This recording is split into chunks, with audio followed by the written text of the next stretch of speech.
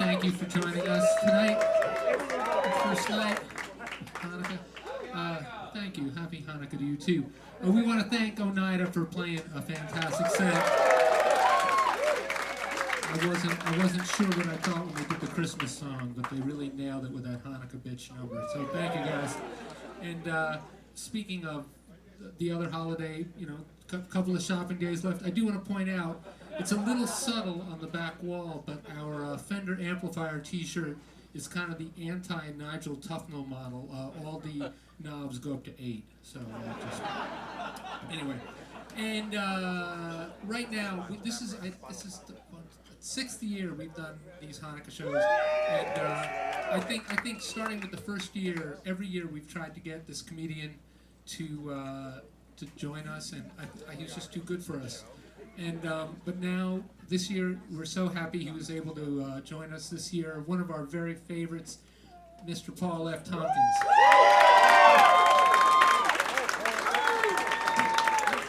Thank you, ladies and gentlemen. Thank you, Ira of the band Yo La Tengo. It is very exciting to be here at Maxwell's in Hoboken. Thank you all. Sea of dark faces. This is terrifying to look at. I don't care for it at all. That was not making it better. I'll confide that to you, strangers.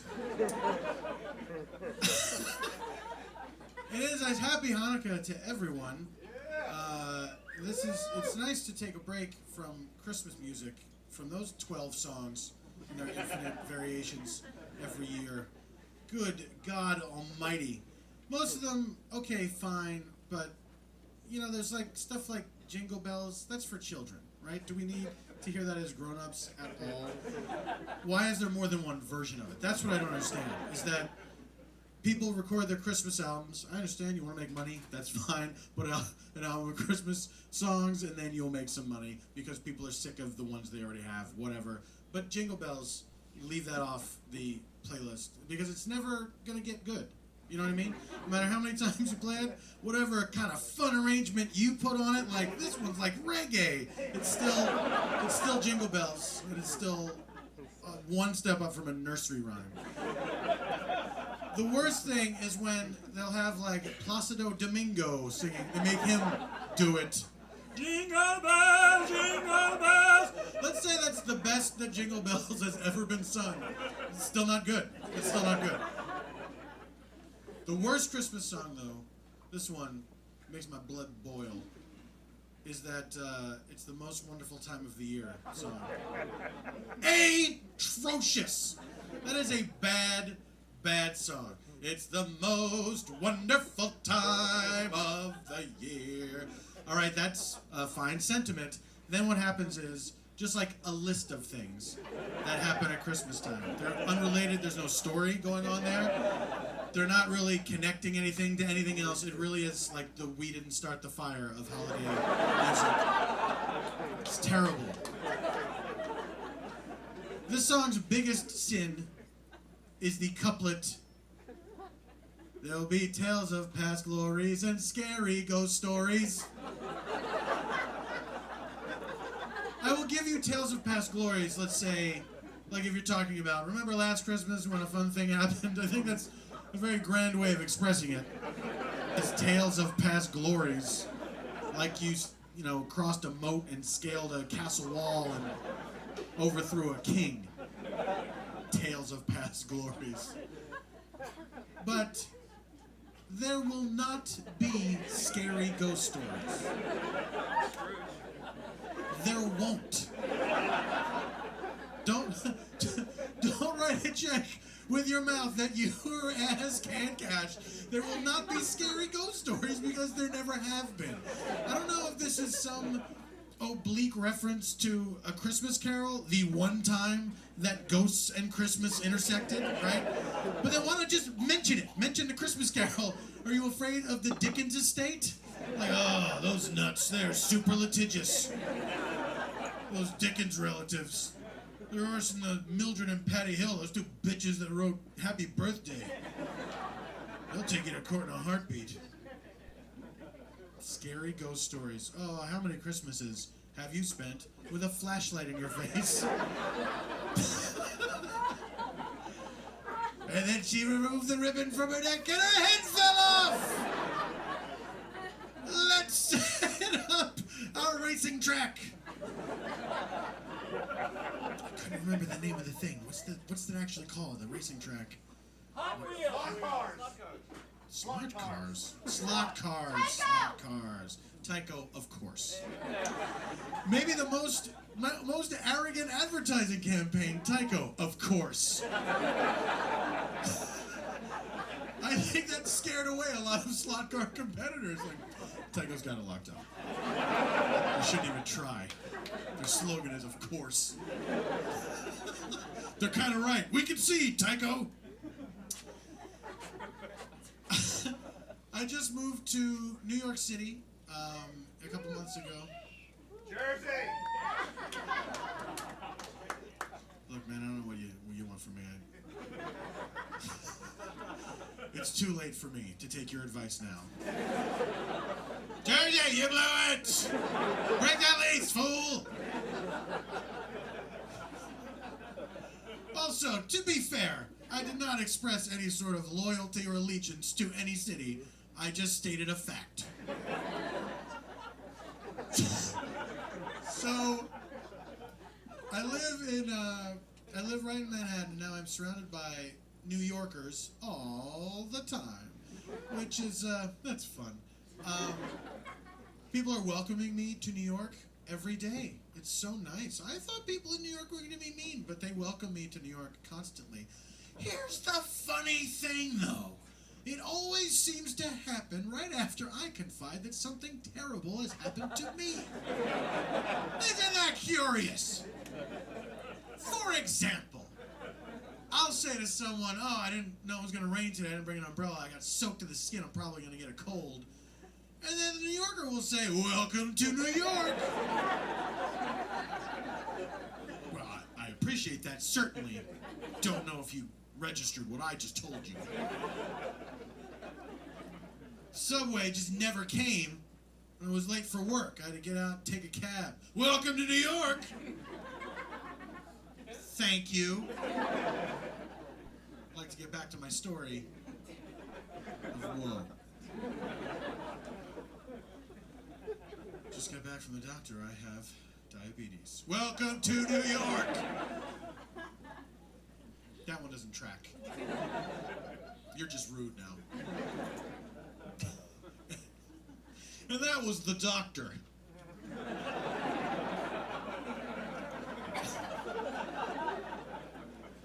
That was fun, right, old friend? I love to talk to things. My favorite New Yorkers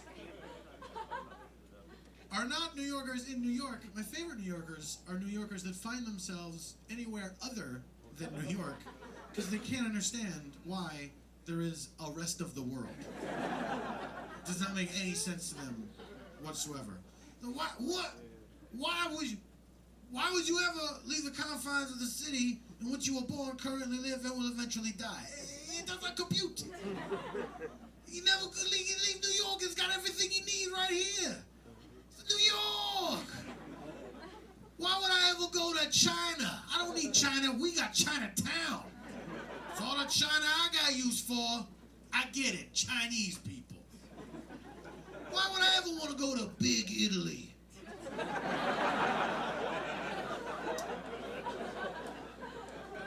What I love what New Yorkers do when they're in your city is, this is hilarious. They will ask you what time it is, and then when you tell them, they will tell you what they could be doing in New York at that hour. It's a total bait and switch. You just think you're being a person, right? Like you think you're having a human interaction. You're wrong. It turns out you're a jerk because of where you live. What time is it? Oh, 11:30 at night. This is New York. We be eating some Russian pierogies right now. Do whatever we want. Always involves food. People want to eat around the clock. Take a break. Any doctor will tell you. Oh, this is New York. I set my alarm for 4:30 a.m. Wake up, eat a wedding cake, and go back to bed.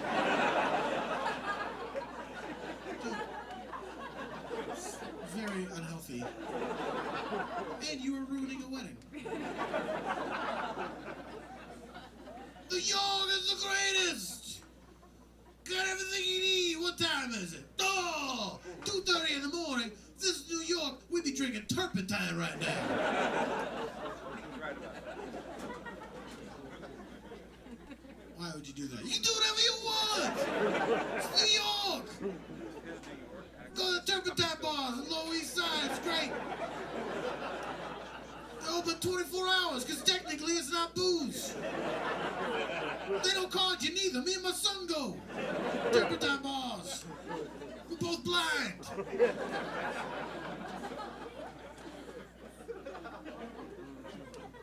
What time is it? Oh, 9:30 a.m. If this is New York, we'd be unraveling a mummy right now.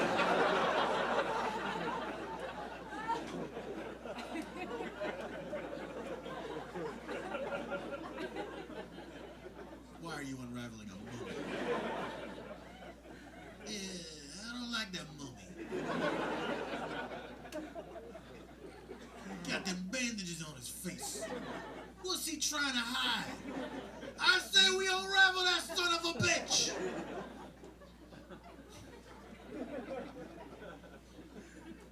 Oh, my heavens. What? Piece of paper?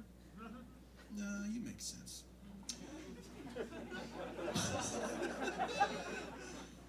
My girlfriend and I just moved in together, and it's delightful. We're having a great time. But there's a thing that happens that nobody prepares you for when you move in together. It's like a lot of people like to give you unsolicited advice like, you guys are going to have fights. Just be ready for it. You're going to have fights. We're having fights now. We've got that taken care of. We're taking the fights with us.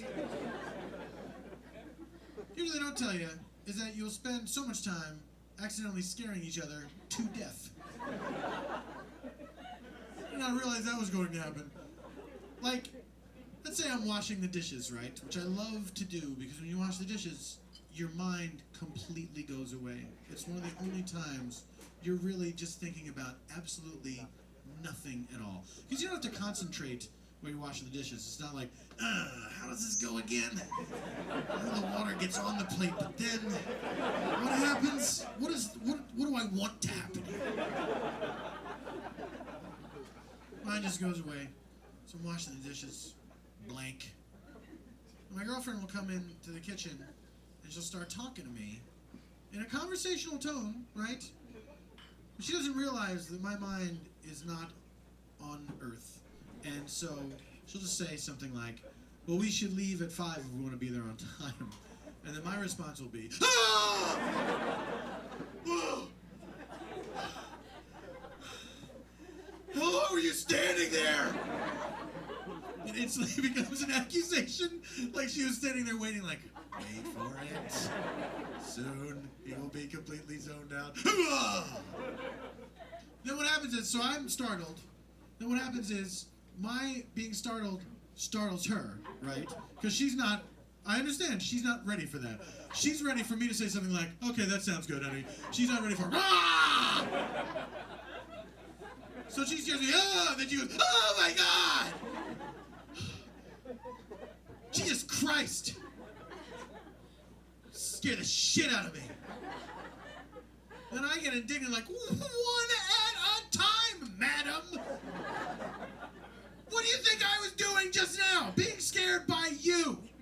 Let's sort out my potential stroke right now, and then we will deal with your hurts. So what I need you to do is dial 9-1 while we determine if my left arm is tingling. But that is no longer a problem because I tied a little bell around her neck. Now, I scare her if we are in a car together and she is driving. What will happen is I will remember something. Like say I ran into somebody earlier that day, I want to tell her. And I will start my little anecdote by making a noise that you make that indicates I have just remembered something and I would like to share it with you.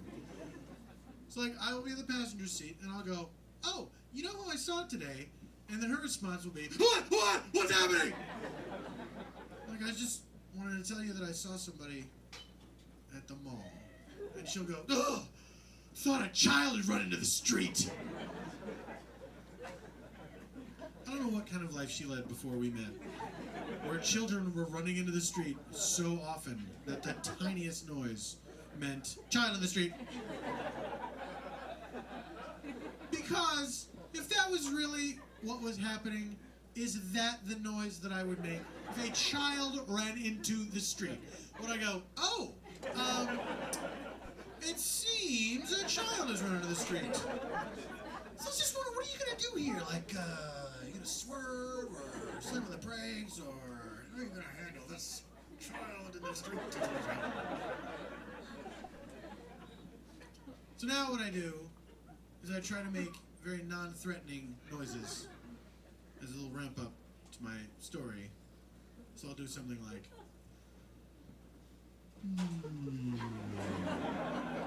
"We have to pay that gas bill.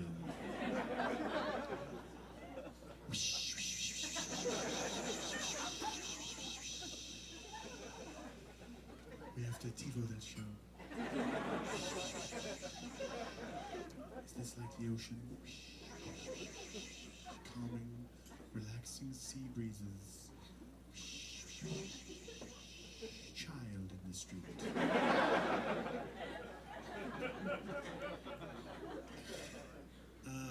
What? Yeah. I know. I know that this is a tough time of year. The holidays are tough because some of you may have lost a loved one, and I know this is a difficult time of year. I myself lost my mother over a year ago, and so Christmas is always a little weird for me. But I would like to share with you some funny stories from my mother's funeral.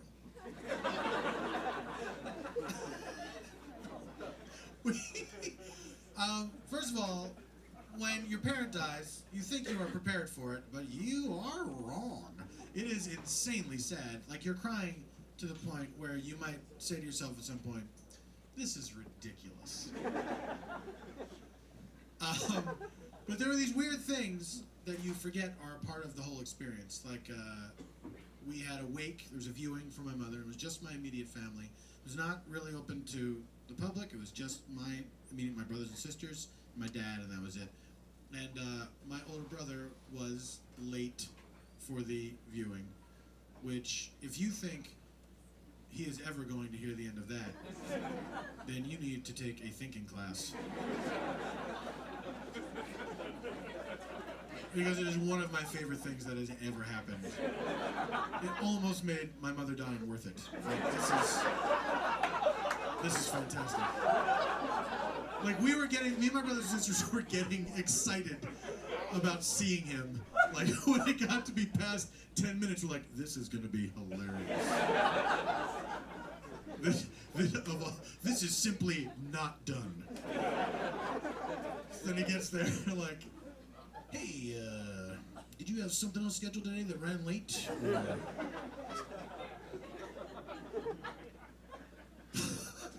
"That's all right. Maybe next time Mom dies, set your alarm 10 minutes early."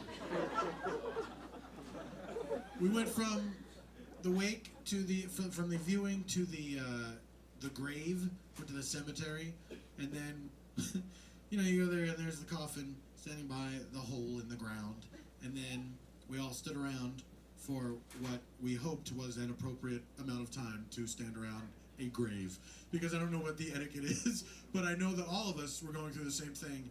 I want to get out of here, but if I'm the first person to do so, that could be considered a faux pas. So I will wait until someone else makes the first move, and just keep on staring at the old casket. Because I don't think at that moment you're also supposed to look up into the sky or anything, and I'm like, okay, let's wrap it up. So as we're standing there at the grave, I realized, I will never come back here again. This is the last time I'm ever going to be here. Why would you ever go visit a grave? I think that's an idea that we get from the movies, where people are constantly talking to headstones, which I don't understand, because if you believe that the person can hear you somewhere, right? Well, just do it at home. Do you need the focus? Is that the entry point? Or do you think that the person is trapped in there? If I want to talk to Granddad, I better go hustle down there. There's no way he's going to hear me all the way here at home. My thoughts to the dead waves or whatever will never penetrate. Really need the grave as the conduit. Also, if they're trapped in there, do you really need to go bothering them? Like, that's pretty raw deal that they're trapped there for the rest of eternity. Do they need you telling them about your daily boring life? Like, hey, it's me again. Sorry about your situation being trapped in that box under the earth. Well, the dry cleaners are at it again. You'd think they would know my face by now, but they're like, no receipt, then I can't give you your shirts. I mean, come on. So, we then go from the grave to the wake, which is at my parents' house, and I'd forgotten that is written about in the paper, in the obituary section, which now all of a sudden I'm looking at for the first time. That I forgot that they put, if you want to swing by the old family home and get a good look at those people, then here's what's going to happen, here's where it is, and here's when.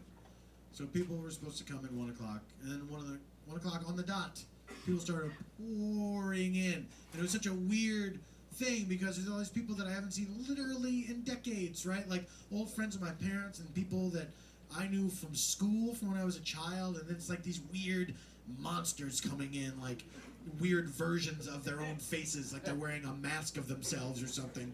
It's horrible. And I told myself early that day, like, you know what? I'm not going to drink today. I want to be present for whatever I'm going to feel. Then maybe later on, after everybody's gone, maybe I'll have a glass of wine, think about Mom. Well, like 10 minutes into it, I turned to my sister and I said, "This is horrible!" And I went and I literally hid for a few minutes, and then I knew it was time to drink. And I also knew I did not know when it would be time to stop. So I got myself a bottle of whiskey and a glass, and after a while, I dropped the pretense of putting the bottle down after I refilled my glass. I just had them both, like, yeah, go on, all right. Just give myself a little warm-up every few minutes.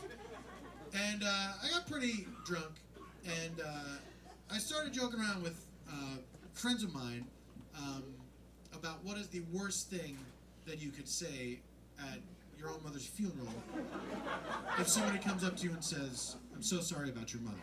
Because people say that all day long, and you realize instantly you have to be like a politician about it, and you have to be sincere. You have to give everyone the same level of sincerity all day long when they say, "I'm so sorry about your mother." You have to act like it's the first time you've heard it, right? You just know this instinctively, like, "I'm so sorry about your mom." You have to go, thank you very much for saying that. I appreciate you being here, and it's people like you that make funerals like this so great."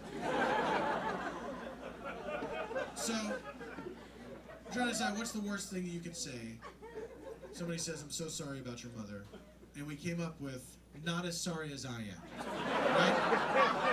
That would be horrible. Horrible. Somebody thinks they're doing a nice thing. Coming up, "I'm so sorry about your mother." "Not as sorry as I am." And that's how you had to say it, too. Like, a little disappointed in the person. Somehow it's their fault, right? "Not as sorry as I am."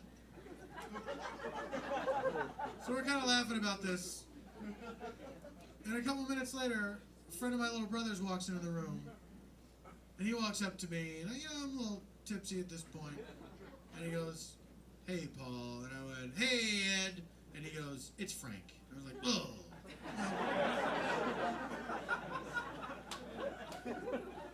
And he puts out his hand, we're shaking hands, and he says, "I'm so sorry about your mom." And there was a half a second where I thought to myself, am I going to do this? And then in the remaining half of that second, I realized I am going to do this.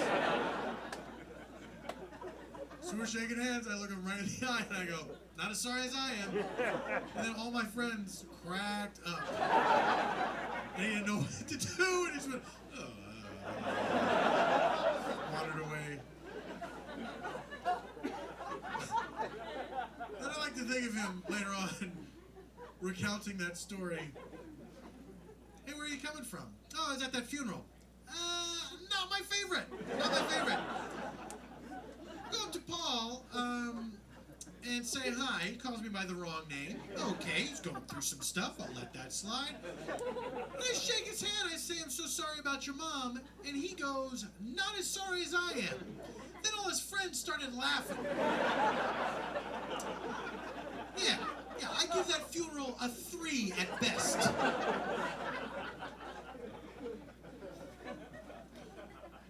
My mom, before she died, 2 years before she died, she became an atheist. She became an atheist. 76 years old. She's been a devout Catholic all her life, went to Mass every Sunday. 76, gathers me and my brothers and sisters together, tells us she is now an atheist. Boy. Old lady, what do you think you're doing? You're supposed to be going the other way to get closer to the grave. You're supposed to seek comfort in the arms of our Lord Jesus Christ. Not this gal. She had it. Blew my mind. And I asked her what it was, like what happened. And she said she was thinking about the war, the Iraq War, and how she was trying to figure out what reason God would have for this war, because she'd been raised to believe that God has a reason for everything, and there must be some purpose to this. She was kind of coming up empty. And then she thought, well, maybe God doesn't work that way. And then she started thinking about people that she knew that were raised with no religion whatsoever, and they were decent people, and how could this be? And it made less and less sense to her until one day, this is a direct quote, she said, one day I woke up and I realized it was all just shit.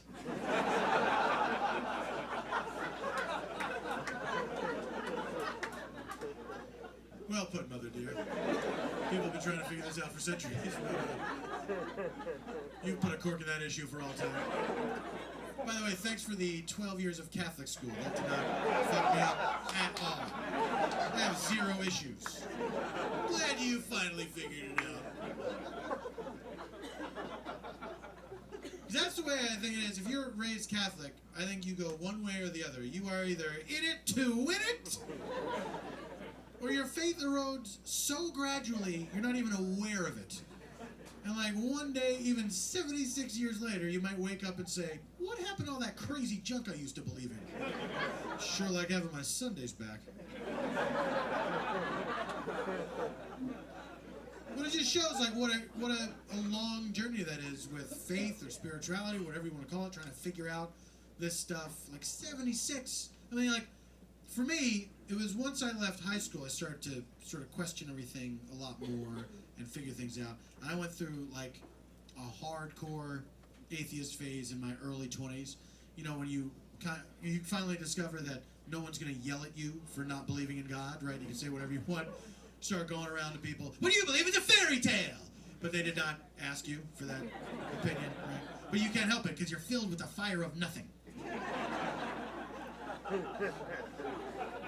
And then for a while, I was an agnostic because I was scared to say that I was an atheist, because what if I was wrong and God would get mad? That would not work out so well in my favor.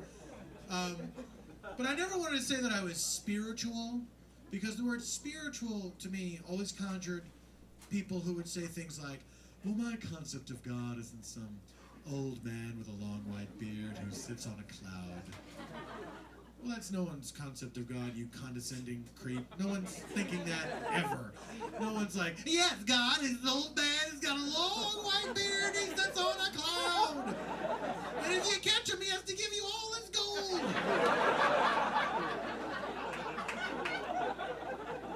So then I pulled the trigger on it. I'm an atheist, that's it. I'm not looking back.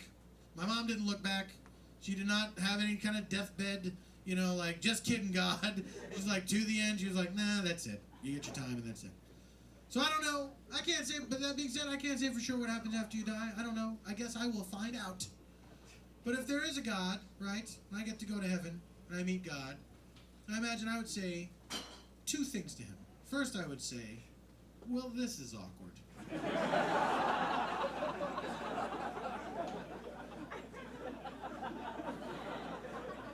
And then I would say, hey, I'm sorry I didn't believe in you. And then if God is a God of love, as I imagine a God would be, I would expect him to say, I don't blame you. It's ridiculous. Are you kidding me? I'm surprised anybody believed it.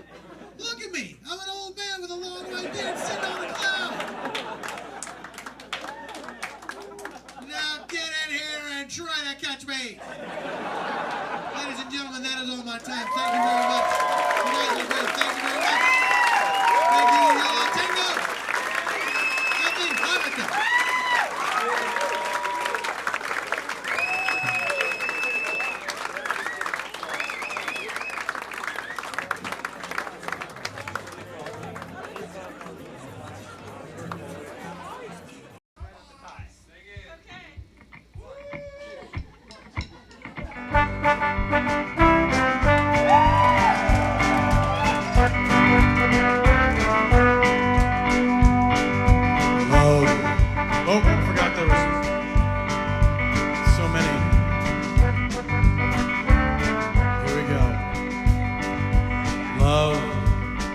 Is a burning thing, and it makes a fiery ring. Fell for you just like a child. I fell into a ring of fire. I fell into a burning ring of fire. I went down, down, down, and the flames went.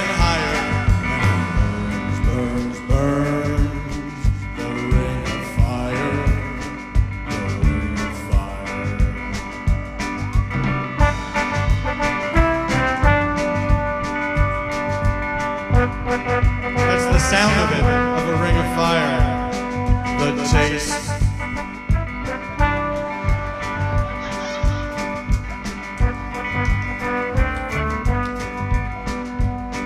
The taste of love is sweet.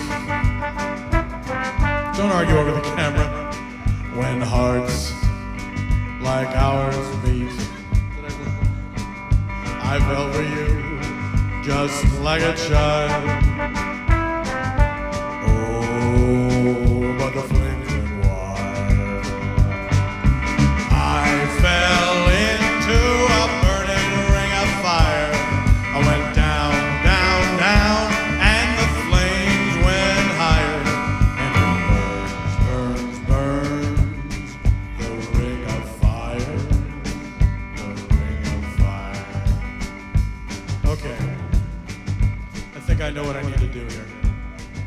And I think this is going to make everything all right. I want y'all to listen up and listen close. In ancient Judea, the Greco-Syrians tried to force the Jews to renounce their God. They defiled the Jewish temple and its purified oil. 3 years later, the Maccabees drove them out of Israel. And then they lit the menorah with just 1 day's worth of oil. It would take 1 full week for more oil to be purified, but it burned, burned, burned that day's worth of oil for 8 full nights. Oh yes, they lit the menorah with just 1 day's worth of oil. It would take 8 full weeks for more oil to be purified, but it burned, burned, burned that day's worth of oil for 8 full nights. Happy Hanukkah, everyone!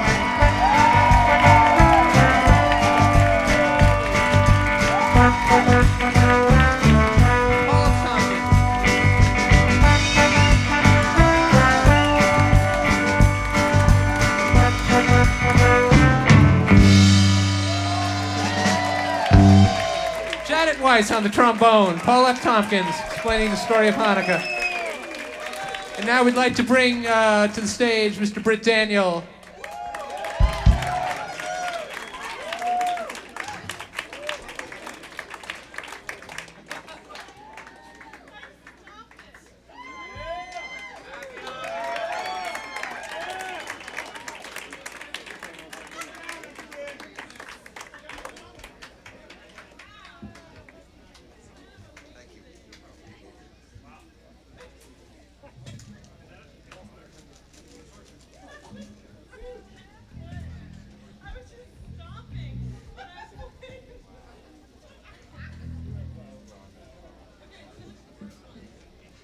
What are you fellas doing? Yeah, sure. That's what I was looking for.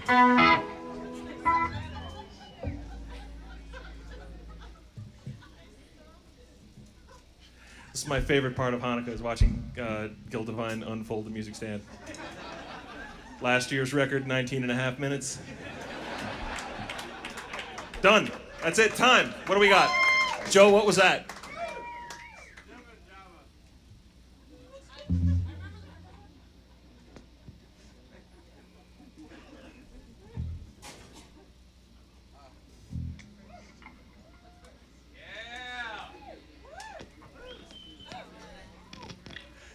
I've always wondered when people say how long a set was, does stuff like this count? Or is it just Totally doesn't second count. like? It doesn't? Doesn't count. I always thought that's why the Grateful Dead played so long, because of their tuning. Does not count. Does not count.